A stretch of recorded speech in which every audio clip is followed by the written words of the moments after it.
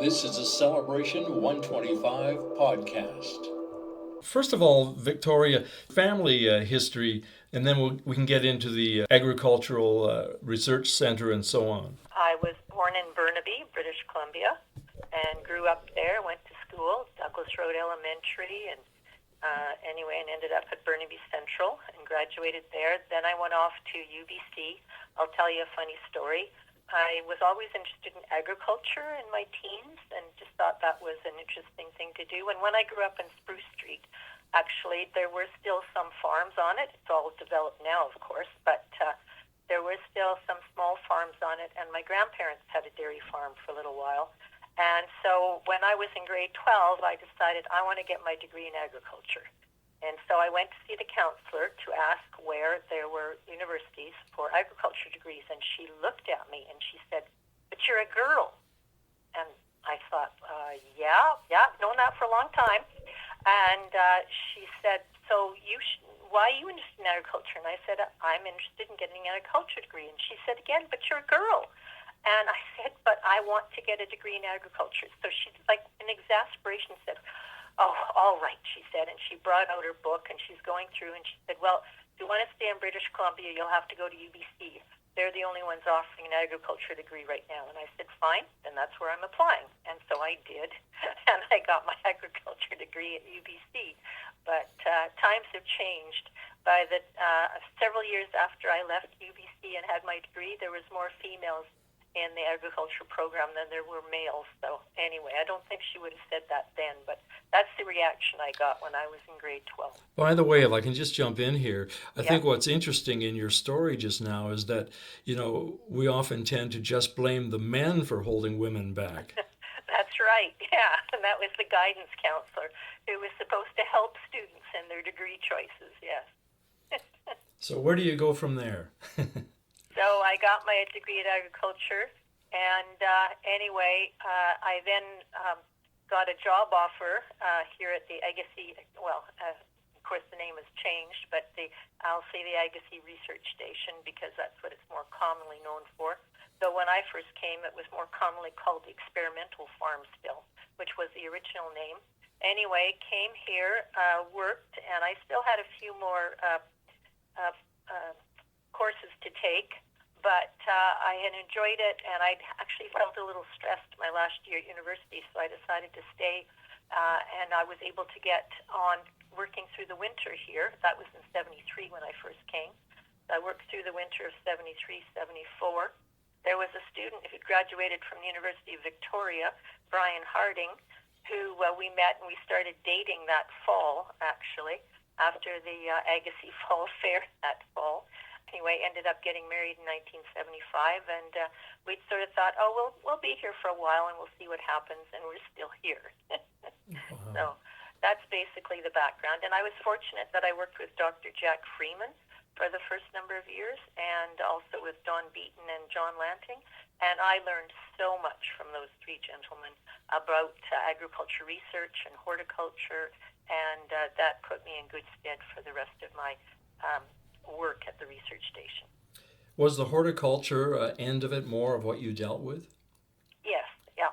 Actually, my degree was in soil science with a major in soil science and a minor in horticulture, and I ended up working in horticulture pretty well all my career. So anyway, but our soil science guidance, well, not guidance, but one of the profs said, to be in soil science, you have to have a dirty mind and a good sense of humus. And so that kept me in good state. I've always felt I had a good sense of humus.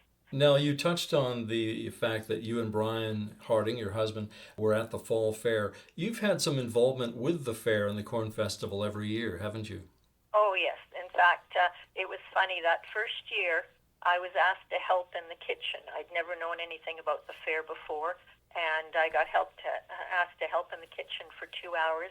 Anyway, and that was Edelgard Wheeler. Her husband worked at the research station, and she actually worked in the fall. That's how I met her, helping to harvest potatoes. So anyway, and she was in charge of the kitchen. So I worked for 2 hours. Her next helper didn't show up. So I said, well, I can stay for longer. I ended up staying for 6 hours, and then she finally said to me, you better go or you're not even going to see your first fall fair, she said. So anyway, I went out. I ran into Brian Harding. We weren't dating at the time, but and a couple other people that were working at the station. We all said, oh, let's go to the dance tonight. And so all four of us were supposed to show up at the dance. Well, only Brian showed up. The other two said, oh, they got home and they were too tired, so they didn't come. So we danced several dances and then said goodnight and went our ways. And the next week he asked me out. So see, that's where it all started. Wow. And I've helped out with the with the fall fair every year since. And I've been president for a number of years. And I just really enjoy the fall fair. I love it when I see people's expressions. I still get a kick out of when I travel with the new Corn King in either a float or a truck or something special to show off the Corn King. Even last year, I said to the other directors, people still get a reaction to the Corn King. It's still a big thing for the corn, or I should say Corn Queen, because we did have a Corn Queen one year. Mm-hmm. So even though the fair won't be in its usual form this year, we're still going to have the I call it the corn royalty competition still. Okay. Because that is important to the area. Yes. All of your history is really interesting. I was just looking here, follow through the memories book a bit, where in 1889, the experimental farm was known as the Dominion Experimental Farm. Then in 1959, it changed to Agassiz Research Station. And then in 94, the Pacific Agriculture Research Center.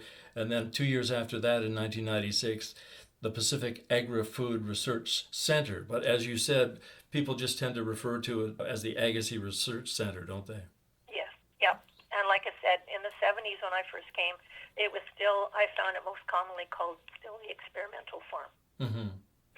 Now, so the tie-in with UBC, that was from inception, or was the Dominion Experimental Farm back in 1889? I guess maybe there wasn't even a UBC back then, was there? You know what? I can't remember when UBC was started, but no, UBC came much later. Mm-hmm. They weren't involved at all. In fact, it was just a fluke that they actually did become involved. There was a Western Regional Director that he wanted to change some things of research in the West, and he announced that the dairy program, which had been a very popular program, would be cut, and they would only have dairy research at an Eastern research center. And there was a lot of upset people about that, dairy farmers, and I know even he was actually a berry specialist, but he was very much involved with various farmers. And anyway, there were meetings about it, and he didn't seem to be going to back down on that decision. But then UBC, at about the same time, they had a dairy farm right on the campus. When I went to UBC, there was a dairy farm and a pig swine research barn at the research station. At UBC. But they had been told they had to leave the UBC campus because there was going to be more expansion there, buildings and other things. Mm-hmm. And they had an experimental dairy research area at Oyster River on the island.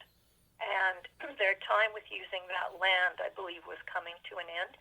I don't know all the points of it, but it had been donated or left in a will for research. But the research was to be carried on for so long, and then it could be used for other uses.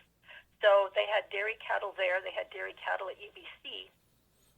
And with all this uproar about the dairy research being cut, the two issues kind of fortunately came around the same time, and the decision was made that yes, Ag Canada would still cut the dairy program, but that UBC would be allowed to come to the Agassiz Center and have a research center there for dairy. And so that's what happened. Oh, I see.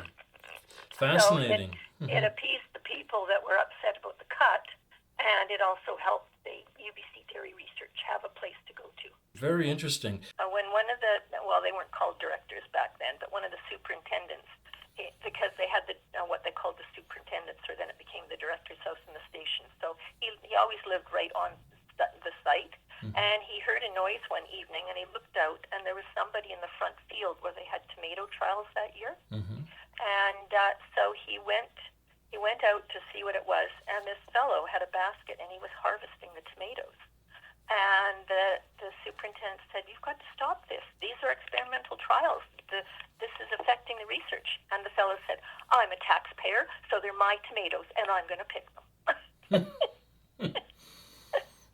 So anyway, so the superintendent went back and called the police. He wasn't going to argue with him anymore because he was a little worried whether he'd throw a tomato at him or maybe the whole basket. But no, that was the attitude of somebody. I'm a taxpayer, so these are my tomatoes.